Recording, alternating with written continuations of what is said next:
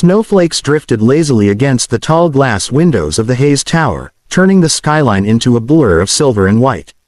Inside the top-floor office, everything gleamed: polished marble floors, floor-to-ceiling bookshelves, and a vast mahogany desk that seemed almost too large for the woman sitting behind it. Eleanor Hayes, CEO of one of the biggest tech firms in the country, sat motionless, her fingers curled loosely around a half-empty glass of wine. The faint glow of the city lights reflected in her eyes, making them shimmer like the snow outside, bright but distant. Her office, usually buzzing with life and purpose, was silent tonight. Earlier that day, employees had exchanged gifts, laughter echoing down the hallways, Christmas songs playing softly from someone's phone. They'd invited her to join them, of course, out of politeness, not expectation. Eleanor had smiled tightly and said she had work to finish. They'd nodded, already used to her excuses. Now, the laughter was gone, replaced by the steady hum of the building's heating system and the occasional creak of the windows against the winter wind. A small Christmas tree stood in the corner, perfectly decorated by her assistant, every ornament symmetrical, every ribbon in place. It looked beautiful, flawless, and utterly lifeless. Just like her life. Eleanor's gaze lingered on the star at the top, its golden light flickering faintly. Her mother used to insist on placing the star herself every year when Eleanor was little.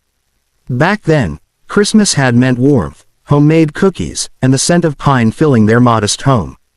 But after her parents passed, and success became her obsession, those memories had been boxed away, like decorations never brought back out. Her phone buzzed beside her, a notification from the company board chat wishing everyone Merry Christmas and Happy Holidays. Eleanor typed a polite thank you and set the phone face down. She leaned back, the silence closing in again, pressing on her chest.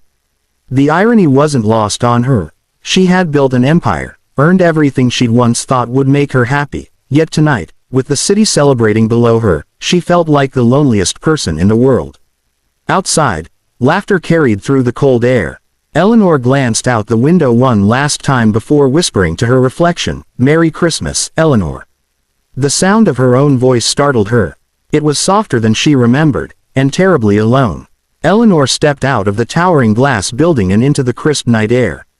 The city was alive, a soft blanket of snow covering the streets, catching the golden glow of streetlights. People hurried past her bundled in scarves and laughter, their arms full of gifts, their cheeks pink from the cold. Everywhere she looked, there was connection: couples holding hands, families pulling sleds, children dragging their parents toward the next decorated window. For a moment, Eleanor stood still, her expensive heels sinking slightly into the snow, and she felt like a stranger in her own city. Her chauffeur had been waiting, car door open, warm air spilling into the cold night. "Home, ma'am?" he asked politely. Eleanor looked at the sleek black car, at the life of isolation waiting for her in her penthouse, and something in her chest ached. "No," she said quietly, surprising herself. "I'll walk for a bit." The driver hesitated, but she waved him off and began walking down the busy street, her breath forming small clouds in the frosty air. Everywhere she turned, Christmas shimmered, strings of lights, the scent of roasted chestnuts, and carolers singing near the park. A little boy offered her a candy cane with a shy grin before his mother gently tugged him away, murmuring thanks. Eleanor smiled faintly, holding the candy cane like it was something rare. It had been years since anyone had offered her anything without expecting something in return. After a while, her feet led her to a quieter street, where the glow of a small diner cut through the darkness like a beacon. Its windows were fogged from the warmth inside, and through the glass she could see a young woman wiping down tables, humming softly along to an old Christmas tune. The scene looked almost like a painting, simple, ordinary, and heartbreakingly warm. Drawn by something she couldn't quite name, Eleanor pushed open the door. A small bell jingled above her head, and the aroma of coffee and cinnamon washed over her. The young waitress looked up, surprised to see someone so elegantly dressed so late at night. "We're closing soon," she said, brushing a strand of hair from her face, "but I can get you something warm if you'd like." Eleanor hesitated only a second before nodding. "Just coffee," she replied softly. The waitress smiled. "Tired, genuine, kind. Coming right up," she said. Her name tag caught Eleanor's eye. Lila. Somehow, The name itself felt like comfort. The warmth of the diner seeped slowly into Eleanor's bones as she sat near the window, her hands wrapped around the steaming cup of coffee. It wasn't the gourmet blend she was used to, but the aroma, rich, simple, familiar, stirred something inside her that boardrooms and five-star dinners never could. Outside, the snow kept falling, blanketing the streets in white silence, but inside, the small diner glowed with a cozy life of its own. The hum of the coffee machine, the soft music playing from an old radio, and the faint laughter of two cooks in the back filled the space with an easy warmth. Lila moved between tables with practiced grace, wiping counters and stacking plates.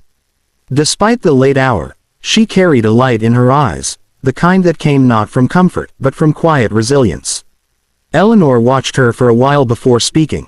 "You're working on Christmas Eve?" she asked softly. Lila looked up, smiling, though a hint of exhaustion showed beneath her cheer. "Someone has to. Bills don't take holidays." She poured more coffee into Eleanor's cup and added with a gentle laugh, "Besides, my little girl's waiting for Santa. I promised I'd be home before midnight to help him with the presents." Something in her voice, the warmth, the affection, the normalcy, tugged at Eleanor's heart. She tried to imagine it. A small apartment, a tree decorated by tiny hands, giggles echoing through the night. It felt like a memory from another lifetime. "You must be tired," Eleanor said quietly. Lila shrugged. "I am. But seeing her face light up tomorrow, that's worth more than sleep." She set down the coffee pot and leaned against the counter for a moment. "It's just the two of us, you know. It's not perfect, but it's ours." Eleanor found herself smiling, really smiling, for the first time in weeks. "She's lucky to have you." Lila blushed, her eyes softening. "I think I'm the lucky one." The words hung between them, simple, sincere, and unexpectedly profound. For years, Eleanor had measured her worth in numbers and achievements, but sitting there, across from a woman who had so little yet spoke as though she had everything, something inside her shifted. The silence that followed wasn't awkward, it was warm, like two souls quietly recognizing something they'd both lost and might still have a chance to find. The clock above the counter ticked toward midnight, and the diner had grown quiet. The last customer had left, leaving only the faint hum of the refrigerator and the whisper of snow tapping against the glass. Eleanor sat still, her half-finished coffee now cold, but she didn't want to leave. For the first time in years, she wasn't rushing anywhere. No meetings, no deadlines, no phone calls demanding her attention. Just this moment, this warmth, this fleeting sense of connection. Lila untied her apron and hung it neatly on a hook behind the counter. "We're about to close," she said gently, though there was no rush in her tone. "Thank you for keeping me company tonight. It's been nice." Eleanor hesitated, fingers tracing the rim of her cup. "It's been nice for me too," she said quietly.